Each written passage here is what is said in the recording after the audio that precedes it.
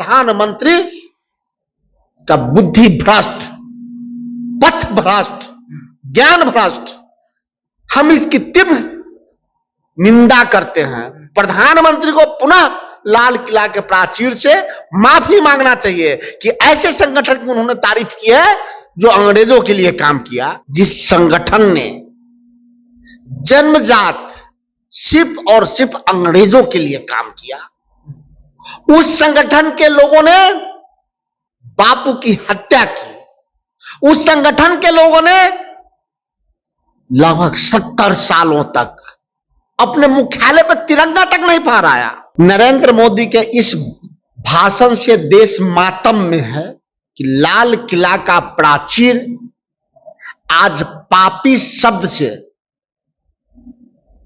मर्माहत है।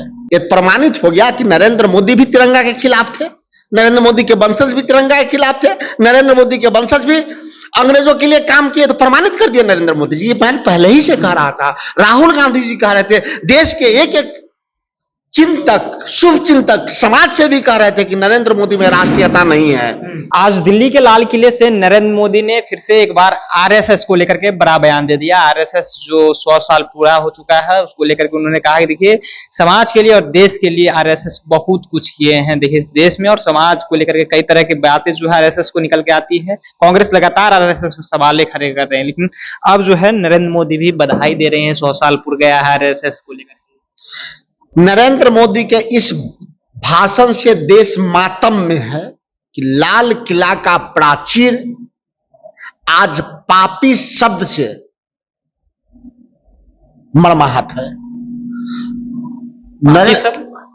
देश के प्रधानमंत्री ऐसे संगठन की चर्चा लाल किला के प्राचीर से की है जिस संगठन ने जन्मजात सिर्फ और सिर्फ अंग्रेजों के लिए काम किया। उस संगठन के लोगों ने बापू की हत्या की। उस संगठन के लोगों ने लगभग 70 सालों तक अपने मुख्यालय पर तिरंगा तक नहीं फहराया। उन संगठन की तारीफ की जिन्होंने तिरंगा का विरोध किया था। उन संगठन की तारीफ की जो आजादी की लड़ाई में अंग्रेजों के लिए काम किए थे। उसकी तारीफ करना अर्थात कि प्रधानमंत्री का बुद्धि भ्रष्ट, पथ भ्रष्ट, ज्ञान भ्रष्ट, हम इसकी तीव्र निंदा करते हैं। प्रधानमंत्री को पुनः लाल किला के प्राचीर से माफी मांगना चाहिए कि ऐसे संगठन की उन्होंने तारीफ की है जो अंग्रेजों के लिए काम किया। ऐसे संगठन की उन्होंने तारीफ की है जो अपने मुख्यालय पर 70 साल तक तिरंगा नहीं फहराया। ऐसे संगठन की तारीफ की है कि 2 भारत का नौजवान उनके कार्यालय में तिरंगा फहरा दिया, उस पर मुकदमा करके जेल भेजवाए। उन संगठन की तारीफ की है।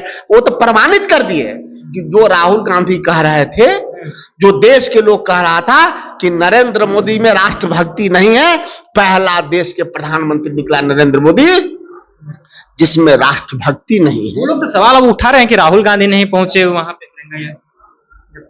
नरेंद्र मोदी से पूछिए, सरेंद्र मोदी से पूछिए कि कहीं नाम नहीं लिए तो कम से कम ट्रंप का नाम तो लाल किला के प्राचीर से लेके इंदिरा गांधी की तरह साहस तो दिखाते। तो नाम ले रहे हैं किसका? हाफ पैंट वाला का, कछिया वाला का, उसका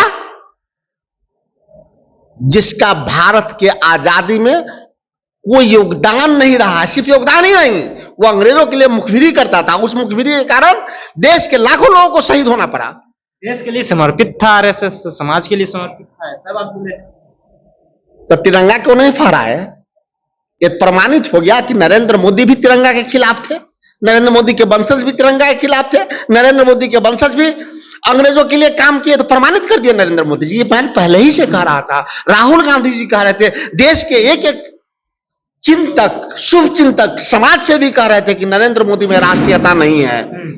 आरएसएस के तारीफ करने वाले पहले प्रधानमंत्री मिले जिसने देश को आज शर्मिंदगी महसूस करा दिए कि ऐसे संगठन की तारीफ। मुझे लज्जा है कि भारत के ऐसे प्रधानमंत्री हैं जो नरेंद्र मोदी के, उसका नाम सरेंद्र मोदी कर देना चाहिए कि ट्रंप का नाम तो नहीं ले पाए, लेकिन आरएसएस का नाम लिए। ऐसे प्रधानमंत्री से देश चाहता है। कांग्रेस कहती रही कि देखिए बीजेपी जो है देश की जो सरकार चल रही है वो आरएसएस शाखा से चल रही है, इसका भी प्रमाण आप मान रहे हैं?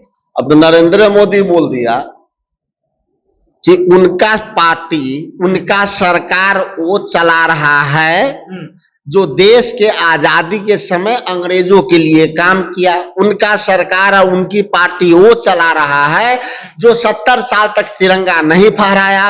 उनकी सरकार, उनकी पार्टी वो चला रहा है जिनके कार्यालय पे 2 नौजवानों ने तिरंगा फहरा दिया तो उनको जेल भेजवा दिया। इससे शर्मिंदगी की बात और क्या हो सकती है प्रधानमंत्री के लिए?